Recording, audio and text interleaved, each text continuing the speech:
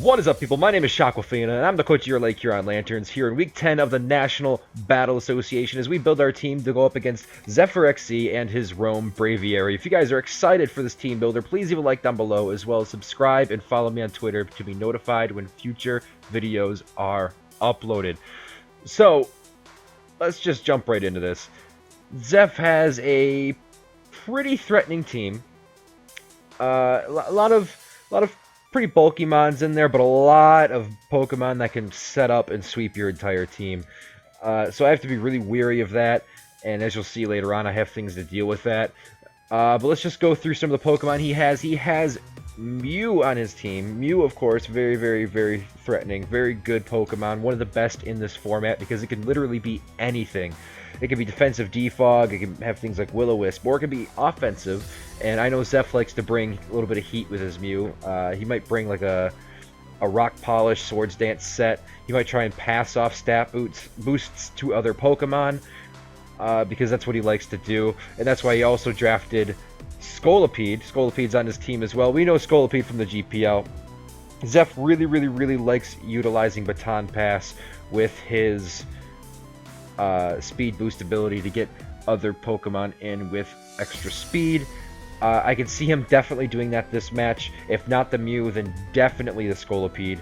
To pass those speed boosts and attack boosts off to things like his Landorus Incarnate, because he has Landorus Incarnate as well as Scolipede, as well as Mew, and that's actually very, very, very threatening.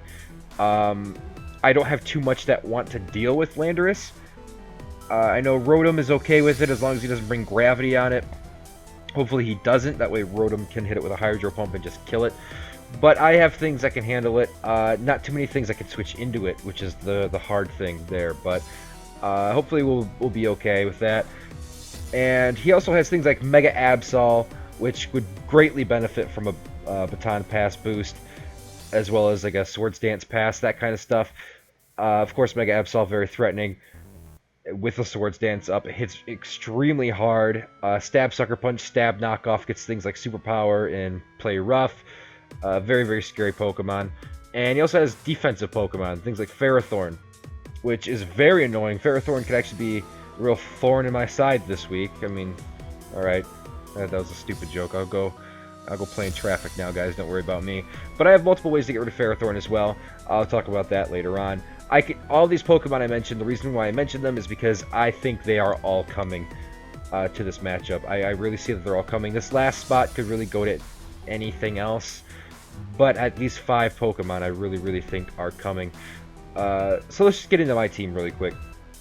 We have my Excadrill here, Life Orb. We are running Sand Rush this week because I outspeed everything on his team after Sand Rush, and I can sweep his entire team, barring Focus Sash or Landorus. I actually can't OHKO Landorus unless I set up a Swords Dance, I believe might be. Swords Dance plus Iron Head might?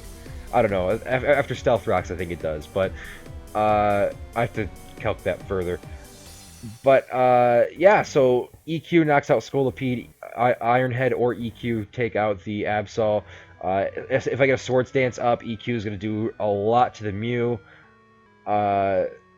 And then, you know, Ferrothorn, I have Brick Break there because I have Iron Head, Earthquake, Brick Break, and a Swords Dance.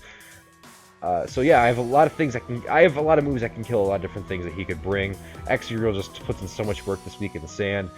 Max Attack Adamant, just enough speed to outspeed everything in the sand. The rest of it's going to HP and in special defense to make me just a little bit more bulky. Hopefully, take hits a bit better.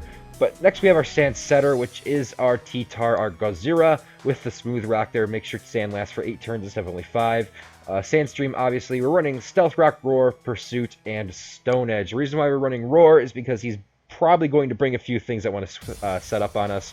A lot of potential setup sweepers on his side, and he really likes to utilize those setup moves. So Roar some things out after they set up. Pursuit is there to hopefully catch the Mew. If I can Roar something, it goes into the Mew, I can Pursuit trap it in. That's kind of the idea here. Stone Edge is just here just because it's my hardest hitting move that I have at my disposal. So I want to really, really cripple things with Stone Edge as well. So T-Tar is here. He's going to be max physically defensive, max HP, take some hits from almost everything on his team because he has a lot of physical attackers, like the Scolipede, stuff like that. So that's our T-Tar this week. Up next, we have our Scarfer. That's our Chandelure It Lit with the Infiltrator, just in case he wants to set up substitutes with the Scolipede. I can Fire Blast through them and kill it. Shadow Ball, Fire Blast. Hidden Power Ice is here for the Landorus, and really only the Landorus. And then I have Trick here to potentially trick the Ferrothorn with my Choice Scarf. I don't foresee myself really doing that, but it's more of if I'm about to go down to anything and Ferrothorn's already crippled, I can trick it my Choice Scarf and then not have to worry about it. But I'd rather just like Fire Blast it. But he also has potential Empoleon, which a trick might not be too bad against either. So yeah, that's my set. I am max speed, timid nature, and max special attack, excuse me. This puts in so much work against this team. Mew doesn't want to take a Shadow Ball. Scolipede doesn't want to take a Fire Blast. Mega Absol doesn't want to take a Fire Blast. Lando doesn't want to take a Hidden Power Ice. Ferrothorn doesn't want to take a Fire Blast. This actually does very, very well against him. And up next we have kind of a more of a utility Pokemon here, just really to cripple a lot of his things. Focus Sash on our Liepard with the Prankster, Knock Off, U-Turn, Thunder Wave, and Taunt. Thunder Wave is there to really just hinder a lot of his speed because he has a lot of speedy mons like the Mew and the Scolipede and the Mega Absol. Knock Off, obviously to get rid of items. Hits the Mew super effectively. U-Turn just to get some priority after I paralyze some things. And then Taunt is to stop any potential setup from the Mew, from the Mega Absol, from potentially the Landorus and the Scolipede as well. It also stops the Ferrothorn from doing too much to me. I can't set up rocks, spikes, or leech seeds after that. So